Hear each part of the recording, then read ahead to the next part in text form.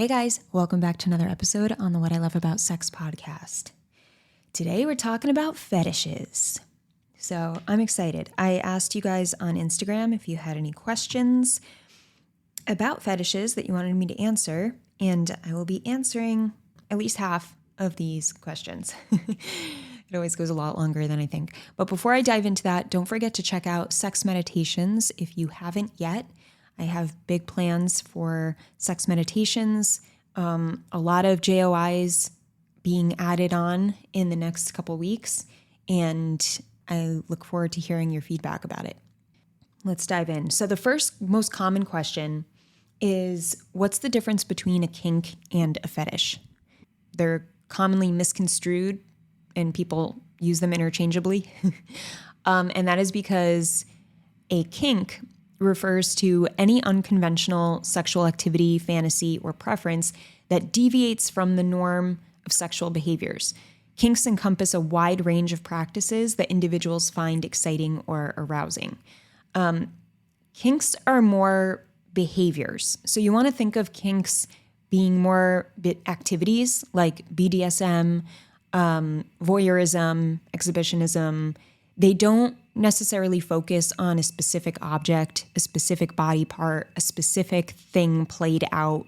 Fetishes, on the other hand, I'll first read you the definition of a fetish.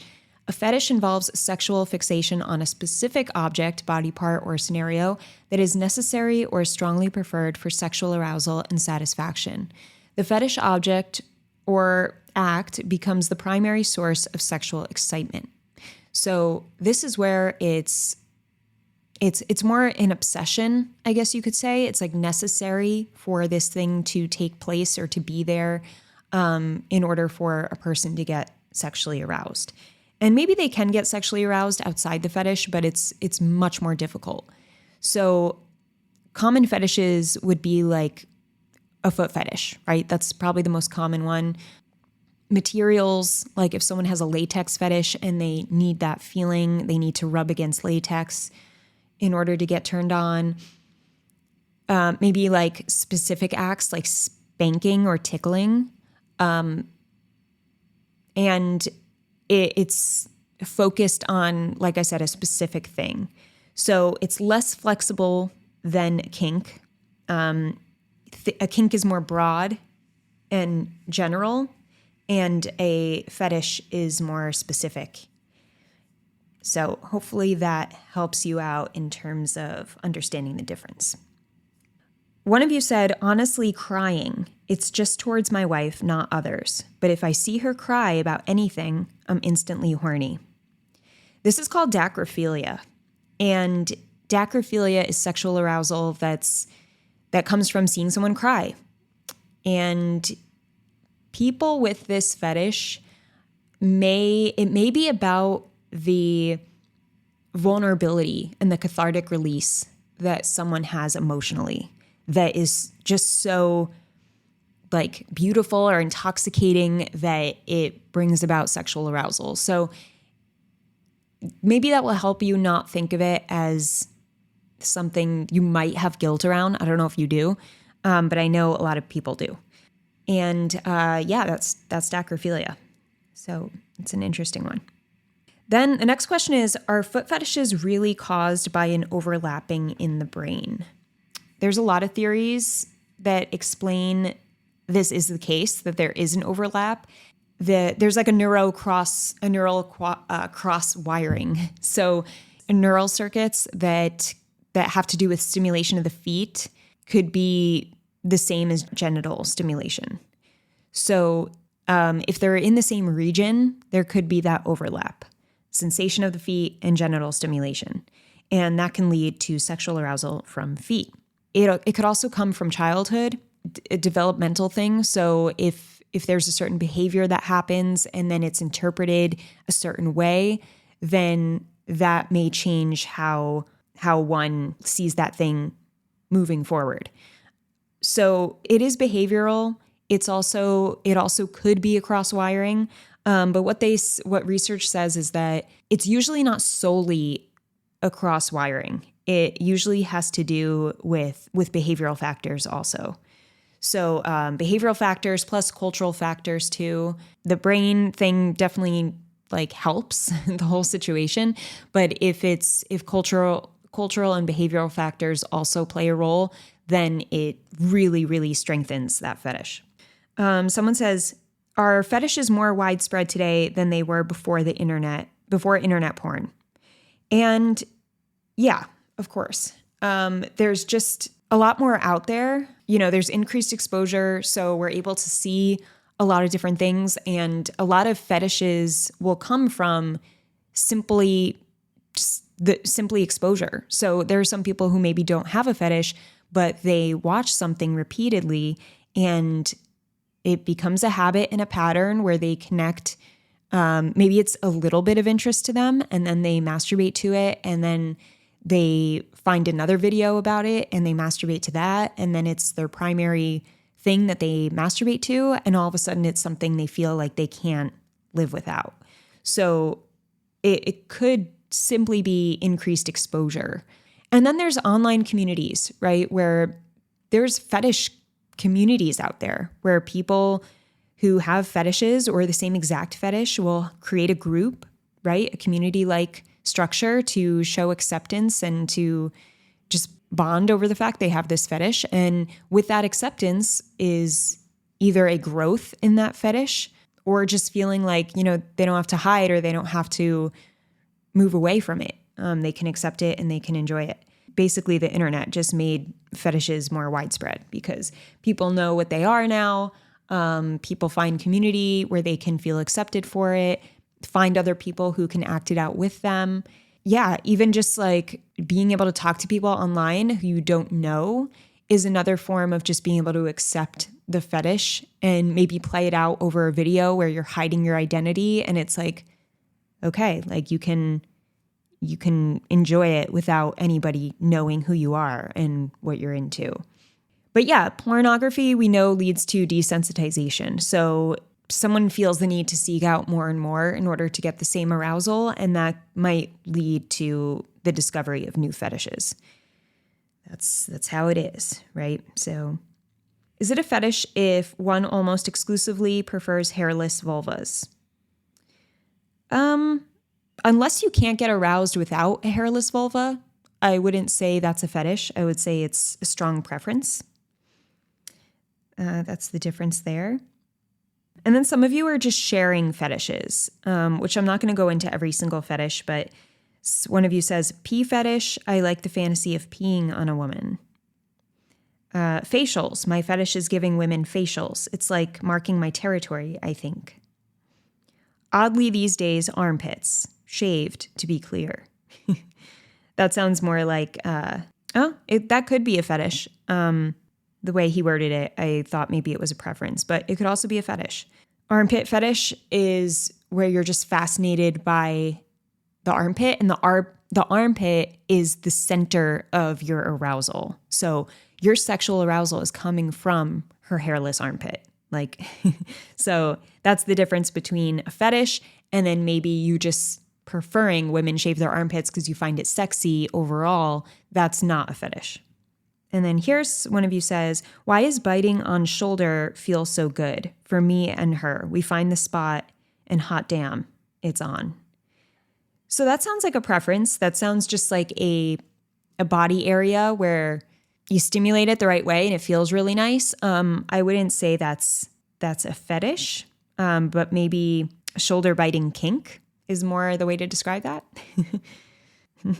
My friend responded, she goes, random underwear on the ground. Laugh my ass off. We were taking a walk the other day and we just see a pair of boxers on the ground and we're like, ooh, where is he?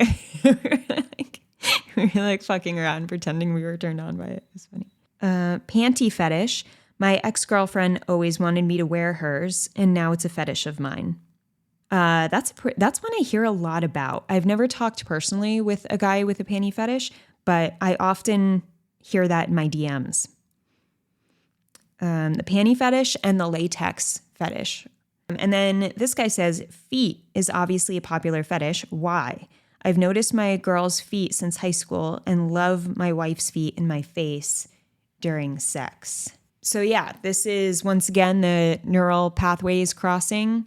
plus the cultural influence and social influence. I mean, if you think of fashion, we've very much sexualized feet, like heels are sexy and they go on our feet.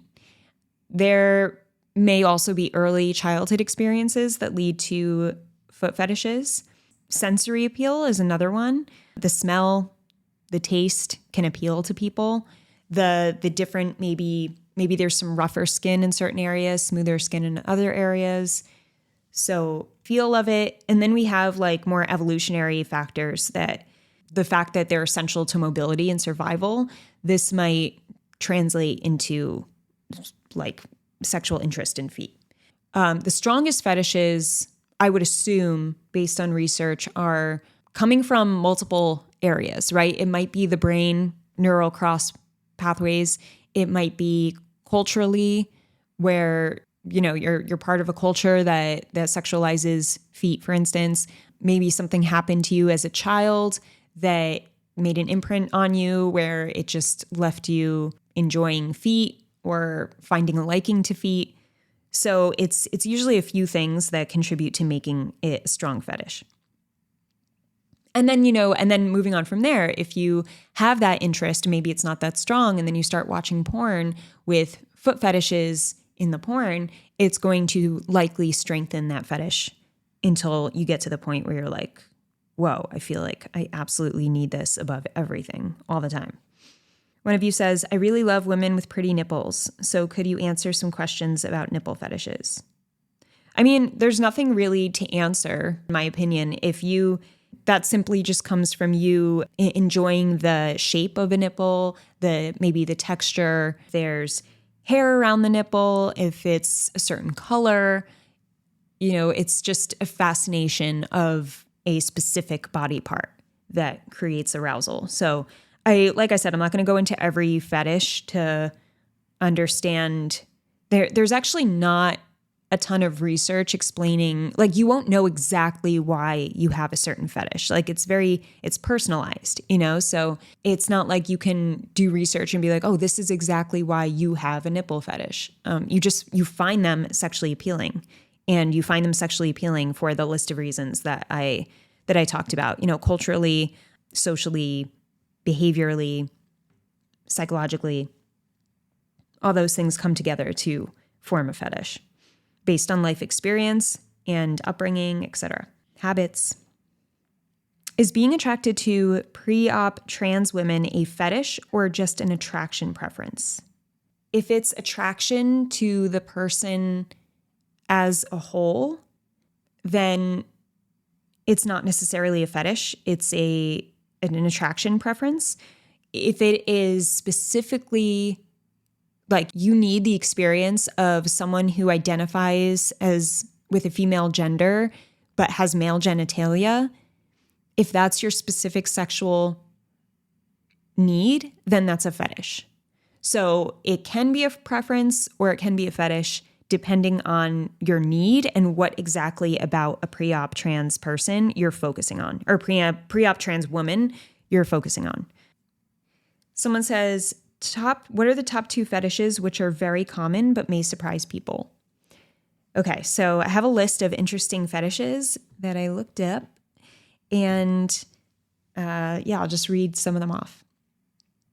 Nasophilia is sexual arousal from noses. Whether it's the shape, size, or act of touching, kissing, or licking them can be a strong fetish for some individuals.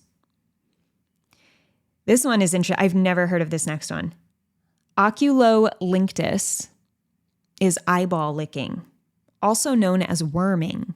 This fetish involves licking a partner's eyeball and derives sexual pleasure from this act. Apparently, it gained notoriety in Japan a few years ago. Then we have formicophilia, insect fetish. Oh my God, I can't even read this. I can't read this. This involves sexual arousal from having small insects crawl on the skin, particularly the genitals. The sensation of movement and the psychological thrill can be highly stimulating. Oh my God, oh my God, oh my God. Okay, I have to change the image in my head right now. Agomatophilia definitely butchered that. But this is statue fetish. This is interesting. Involves sexual attraction to statues, mannequins, or other immobile human-like figures.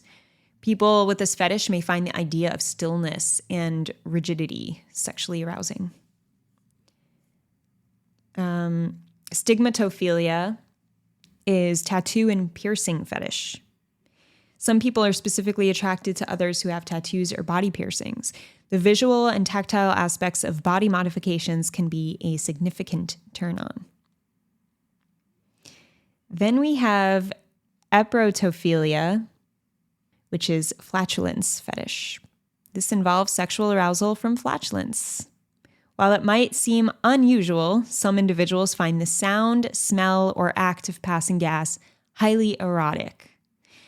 This reminds me of that girl who was farting in jars and sending them to people and making a shit ton of money doing it. Shit ton of money. And then she apparently had to stop for health reasons because, yeah, I don't know what happened. Very interesting, unique story you don't hear every day. But yeah, I remember reading that a few years ago. But so many people wanted her jars of farts. It reminds me of that song, Jar of Hearts. Okay. Okay. Claustrophilia. This is sexual arousal from being in a confined space, like a really small space, or restricting a partner in a small space. It can mean being tied up or just placed in a small room, a situation where you basically can't move much. Then we have salarophilia, and this is messiness fetish. It can include food, mud, or other substances. So probably like smushing food all over your partner, or it's like wet and messy play, which is WAM, wet and messy play.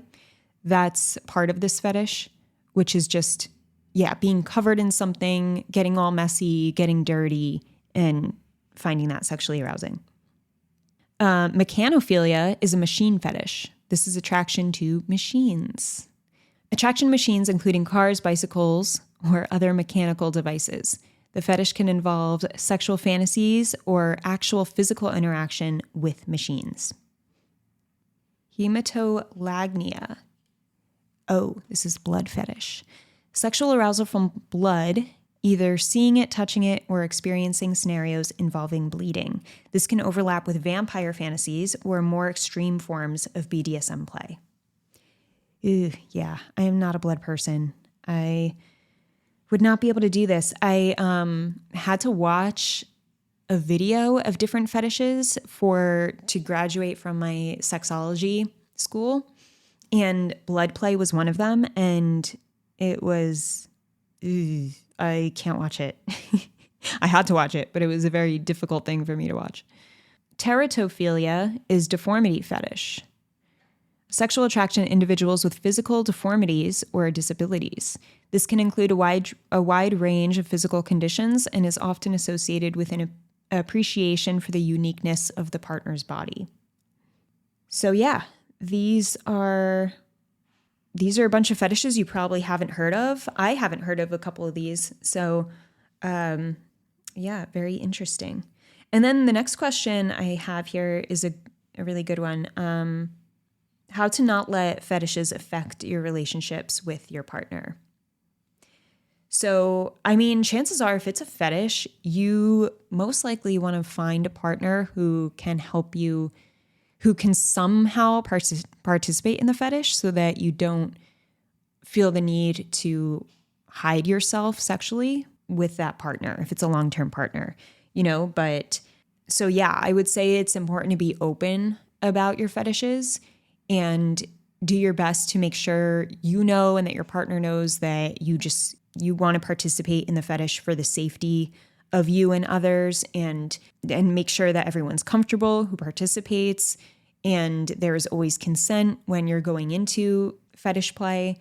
Just making sure you have that conversation with the person you're with, and probably honestly earlier on in the relationship. I wouldn't wait until date 10 to tell your partner you have a very, very strong foot fetish, because otherwise you'll feel more shame if that relationship ends because of the fetish. And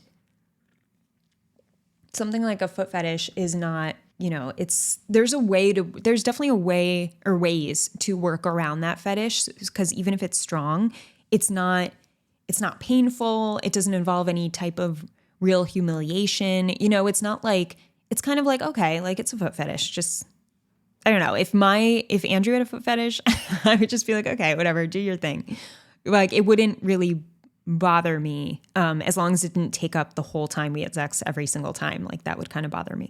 But it's important to talk to your partner about it. And if your partner has literally no interest in it, then you have to ask yourself, can you live, with this partner without having them participate in this fetish with you? Like, is that okay? And if not, I would recommend people with very strong fetishes to find communities of other people with similar fetishes, the same fetish, so that you have an understanding partner and so that you don't have to feel any shame around your sexual pleasure and what arouses you. A few of you mentioned cuckolding, and cuckolding is more a kink, because, as I mentioned in the beginning, it's more a behavior. And then one of you also said glasses, and that's why I follow you. Oh, cool. Okay. Got a glasses fetish in here. Nothing is awkward to me anymore. That's not true. Don't send me any pictures. Don't say weird things. Okay, guys, so that is all I have for today's episode. Hope you enjoyed this one. Like I said, don't forget to sign up for sex meditations. The link is in the description of this episode. Have an amazing morning, evening, or night, wherever you are in the world, and I'll talk to you soon.